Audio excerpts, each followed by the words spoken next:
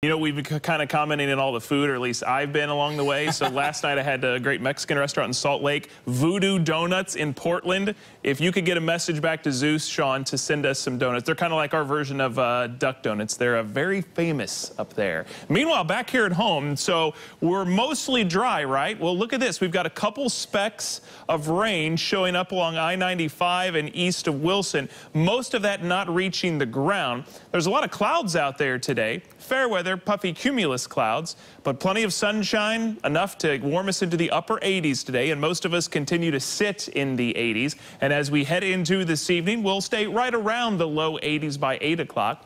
75 at 10, and the overnight hours will fall through the 60s. And if you didn't get to see them last night when the Perseid meteor showers were peaking, still visible tonight. Last night was the peak. So after midnight, before 5 a.m. is when you can check them out. We'll see mostly clear skies, and we'll start Friday morning with temperatures around 65 degrees. So it's not as low as it was yesterday, but that humidity still in a fairly comfortable range. Dew point yesterday was in the 50s, jumped up to about 60 today. That's where it averaged out. And over the course of the next several days, that's slowly going to continue to rise, and we'll eventually feel that again, probably by early next week.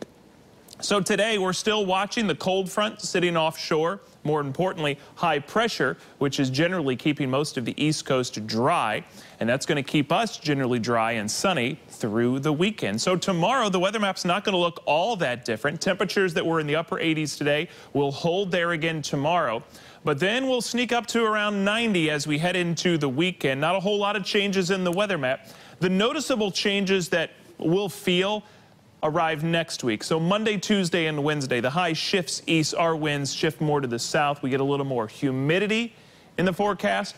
We get a frontal boundary that gets closer, and we get some more disturbances in the atmosphere that'll eventually lead to some isolated thunderstorms next week. But as we get ready for the weekend, not too early to start planning that. A comfortable start Saturday morning in the upper 60s. We jump up to 84 at noon, 90 for a high on Saturday. Very similar conditions, equally as dry on Sunday as we start off around 70 at 8 a.m., mid-80s at lunchtime, on our way to a high of 90 on Sunday. So tomorrow we're 88 degrees. We'll hang out around 90 both days this weekend. Overnight lows stay in the 60s. And then we'll bring back some humidity and some isolated storms for next week. Highs stay in the low 90s. Long gone are the 7 days that had nothing but 80s, because we've got several 90s on this 7-day. It's still summer after all. And again, our 3-degree guarantee high tomorrow is 88, much like it was today. That's exactly what we forecast. So along with our friends at Allen Kelly and Company, another $100 for Brown Bag Ministry, bringing the total for the month to $1,100. BrownBagMinistry.org is how you can learn more about them. They're a relatively new charity in the whole big scheme of things, so we are helping to bring awareness and a little cash to them as they continue to feed the homeless and the poor through brown bags. And you said simple concept. Volunteering's on Saturdays, and this is a beautiful Saturday. Yeah, and they're doing great work, so fabulous. Thank you, Wes. Tomorrow morning,